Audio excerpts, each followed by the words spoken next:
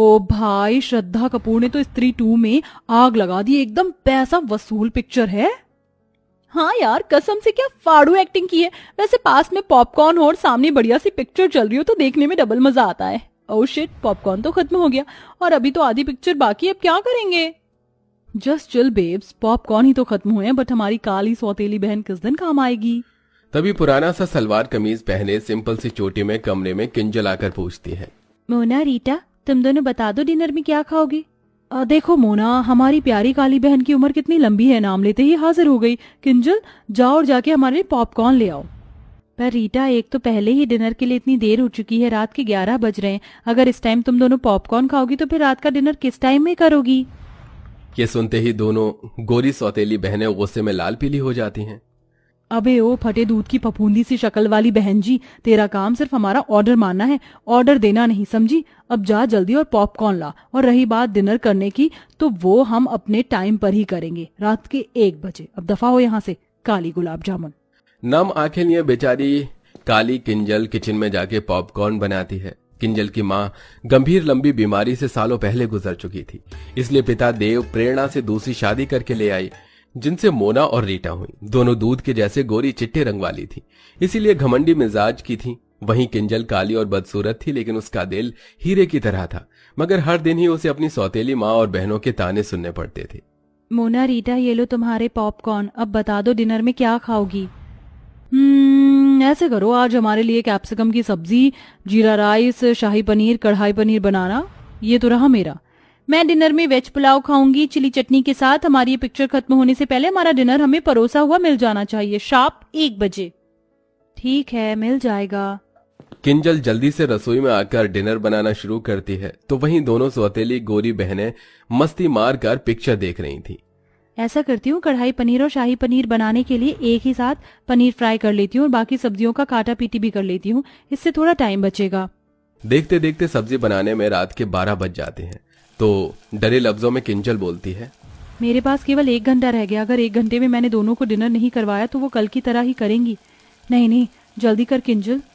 देखते देखते घड़ी की सुई 1 पर आ जाती है, लेकिन दोनों सौतेली बहनों को डिनर परोसने में किंजल को 2 मिनट लेट हो जाता है, तो दोनों अकड़ जाती हैं।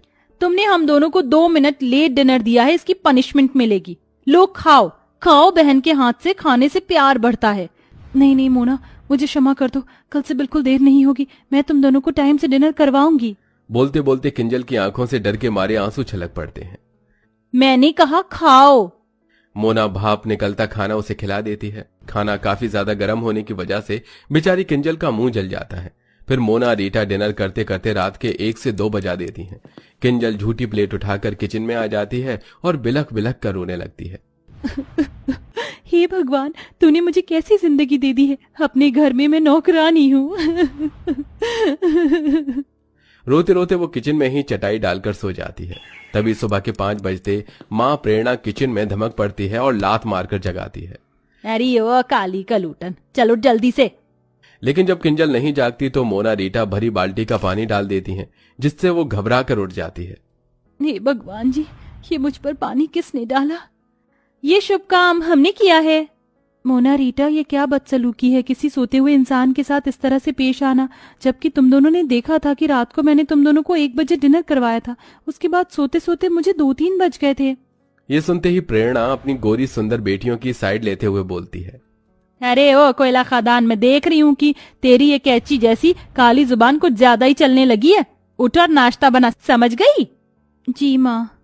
आधी अधूरी नींद में ही बेचारी किंजल उन्हें नाश्ता करवाती है और फिर पूरे घर में झाड़ू पोछा लगाती है। तभी पिता देव घर लौट आता है, तो दोनों सौतेली बहनों की शक्लें बन जाती हैं। आगे पिताजी, अब शुरू हो जाएगा दोनों बाप बेटी का मेलो ड्रामा। किंजल बेटी, तू क्यों पोछा लगा रही है? काम वाली नहीं आई है क्या? वो पापा। तभी बात काटती हुई प्रेरणा बीच में बोलती है, अरे देव जी, वो आज ना तुलसी की तबीयत ढीली हो गई थी, इसलिए आई नहीं। मैंने तो बोला था किंजल को कि मैं कर लूंगी, ला दे मेरी बच्ची, तू नाश्ता कर। वैसे आप ऐसे अचानक से कैसे आ गए? कोई खबर भी नहीं दी, ना कोई फोन कॉल किया। वो 1-2 दिन की छुट्टियां मिली थी, इसलिए चला आया किंजल को देखने। पापा, आपको तो किंजल दीदी के अलावा हम दोनों दिखते नहीं, थोड़ा प्यार हमें भी दे दीजिए। आफ्टर ऑल हम आपकी बेटी हैं। हाँ जानता हूँ।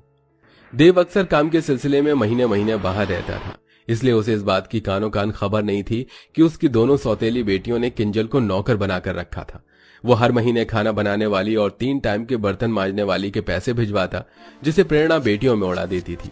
लगभग 2 दिन बाद देव वापस लौट गया और फिर से सब वही शुरू हो गया। इसी तरह दिन गुजरने लगे और अब किंजल के कॉलेज के फाइनल वर्ष की परीक्षा शुरू होने वाली थी। इसलिए वो अपनी दोनों सौतेली बहनों के पास आकर बोलती है, मोना रीटा, आज से तुम दोनों डिनर 9-10 बजे तक कर लेना प्लीज। तो आंखें चढ़ाकर दोनों ने ठाए से कहा, मगर वो क्यों भला? क्योंकि कल से मेरी परीक्षा शुरू हो रही है तो मुझको पढ़ाई भी करना है। क्यों री जली भरते की शक्ल वाली, तुझे क्या लगता है कि तू पढ़ लिख कर कलेक्टर बन जाएगी? बेलिनी, तुझे रोटियां आई हैं। हम अपना रूटीन नहीं बदलेंगे। हम रात के 1 बजे डिनर करती थी और 1 बजे ही करेंगे, समझ गई? दोनों का फैसला सुनकर मायूस मन से किंजल उन्हें 1 बजे रात में डिनर करवाती है और बाकी टाइम घर के कामों में उलझ कर रह जाती थी। एक दिन जब वो रात के डिनर के लिए दोनों से पूछने आती है तो दोनों शॉर्ट सा गाउन पहने मेकअप में लगी पड़ी थी। मोना रीटा, तुम दोनों कहीं जा रही हो क्या? हाँ, आज हम दोनों पार्टी करने जा रही हैं। अच्छा, तो फिर तुम दोनों खाना तो वहीं से खा कर आओगी ना? तो फिर मैं रात का डिनर रहने देती हूँ। अच्छा जी, क्यों री काली भैंसिया, तुझे क्या लगता है हम तुझे आराम फरमाने देंगे? चुपचाप से हमारा डिनर बनाकर तैयार रखना। आज डिनर में हम आलू गोभी, मिक्स वेज, लच्छा पराठा खाएंगी। जानबूझकर दोनों लंबी चौड़ी लिस्ट देती हैं। तभी वो मायूसी से बोलती है, इतना खाना बहुत ज्यादा नहीं हो जाएगा डिनर के हिसाब से? कुछ ज्यादा नहीं होगा, तू बना देना बस। दोनों ऑर्डर झाड़कर चली जाती हैं। किंजल सारा डिनर तैयार कर देती है, लेकिन दोनों बहनें पार्टी में से फुल पेट खा पी कर आती हैं, जिस वजह से रात का डिनर नहीं खाती। इसलिए अगले दिन खाना बच जाता है तो प्रेरणा किंजल पर आग बबूला हो जाती है। किंजल, अरे ओ किंजल, अरे ओ काली भैंसिया, कहाँ है? किंजल डरते हुए प्रेरणा के आगे हाजिर होती है। जी माँ, बुलाया आपने? क्यों री, ये सब क्या है? रात को क्या पूरे मोहल्ले को दावत करवानी थी? कितना खाना बनाया था जो सारा बच गया। ये भरे पतीले के पुलाव, पता है ये चावल कितने महंगे आते हैं? और तू मजे से बना बना कर फेंक रही है। माँ, मेरी इसमें कोई गलती नहीं है। मोना और रीटा ने कहा था बनाने को और दोनों कल बाहर से ही खाकर आई थी तो डिनर नहीं किया। ये सुनकर दोनों सौतेली बहन शातिर तरीके से सारी बात उस बेचारी पर ही थोप देती हैं। ओ, कितनी झूठी और मक्कार है ये। माँ कसम से हमने तो बोला भी नहीं था डिनर बनाने को, अपने मन से बनाया। ये सुनकर प्रेरणा किंजल को बहुत पीटती है।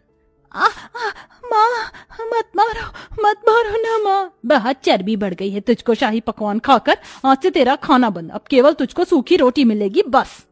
इस तरह गलती न होने के बाद भी अब किंजल सारा दिन किसी कोल्हू के बैल की तरह काम करती और दोनों सौतेली बहनों को उनके मन मुताबिक रात के 1 बजे डिनर करवाती, जिससे उसका शरीर बहुत ही कमजोर पड़ जाता है।